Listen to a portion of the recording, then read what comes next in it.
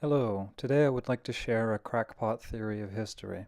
We can all agree, I hope, that our feelings can lead to actions which can have impact on the world. Thus, we can think of certain historical events as having occurred due to love or hatred. One feeling which I've never encountered anyone attributing any historical event to is boredom. I think this is a grossly missed opportunity. Looking at my life, the dominant motivating factors for any given action I've undertaken have been boredom and curiosity. Well, it turns out living through an international pandemic is really boring. I guess I'll start a YouTube channel. So let's apply this to the great man theory of history and ask the question, why did Napoleon invade Russia? Right? Well, maybe it was just that he's got everything he needs and he's got nothing better to do. Napoleon wakes up and he thinks, okay, what the heck am I going to do today? Well, I could have a feast, but I guess I'm getting a little bit pudgy. I should probably lay off the feasts and I could go hunting, but I've kind of been hunting a lot. I don't really want to go hunting anymore. Well, I could sit around the house and read books, but the wife's nagging me, so I don't know, I'll invade Russia today. Right? He's got no hobbies and nothing better to do, so he engages in ultraviolence.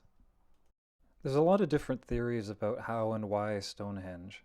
I want to ask the question, what if it just sort of happened, right? You're a farmer living in Bronze Age Britain or whatever, and life's going pretty good for you. It's been a good couple decades since there's been a war. Your house is in good repair. You got a couple of years' supply of firewood stacked. You got a nice herd of cattle. You got a good 3 years worth of grain stored, and you got another year's worth in the ground. Life's going pretty good. You've even managed to save up a little bit of money. You got all your tools that you could need, and all your clothes are in good repair. Life is good. And it's boring. You got nothing to do, right? All your crops are in the ground. You got a good 3 months before you have to do anything to them. You don't need more firewood split. You don't need your barn repaired. What the heck are you supposed to do with yourself? Well, you start by sitting around the house, but your wife starts nagging you, so you start going for walks, right? Yeah. I don't like to be around her when she's busy with the household chores because it makes me feel lazy. I'll go for a walk. So you go for a walk and you walk all day and you find a nice big rock and you think, okay, this is a nice place to sit and have lunch.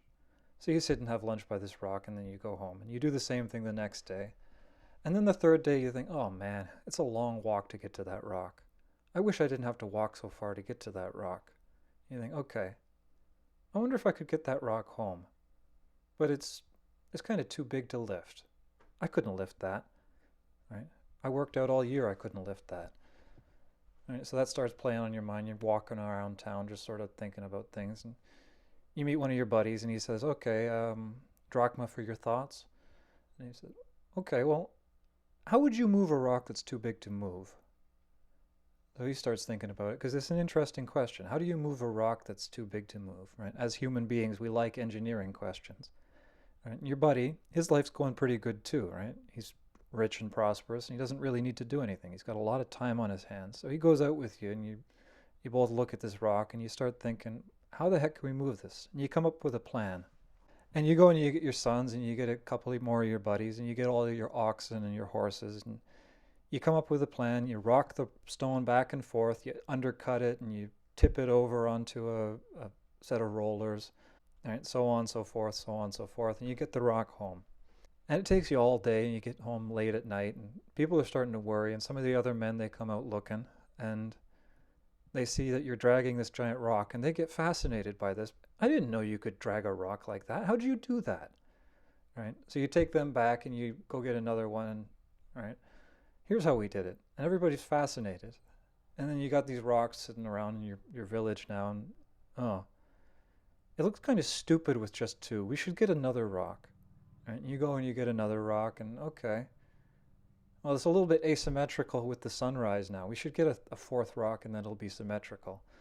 And you get your fourth rock and then, oh, this is sort of starting to form an arc. Maybe we should make like a big ring of these rocks, right? And so on, so forth, so on, so forth, so on, so forth, right? Eventually somebody says, you know what, these rocks would look a little bit nicer if they were cleaned up a little bit and if they had some pegs at the top so the top bits would stop rolling over and crushing people, right? And so on, so forth. And before you know it, you got Stonehenge. Now, this is probably not how and why Stonehenge was built, and it's probably not why Napoleon went to war. But there's no doubt in my mind that there is some major thing throughout history that happened in a similar way to this. Something happened because of boredom. And nobody is ever going to put forward that theory because it's just too boring. It's too uninteresting a theory. Nobody's going to look at Stonehenge and think, yeah, it's just a bunch of rocks. People probably put them there because they look nice, right? Because that doesn't tell you anything about the period. That theory doesn't go anywhere. Even if it were true, nobody would bother with it.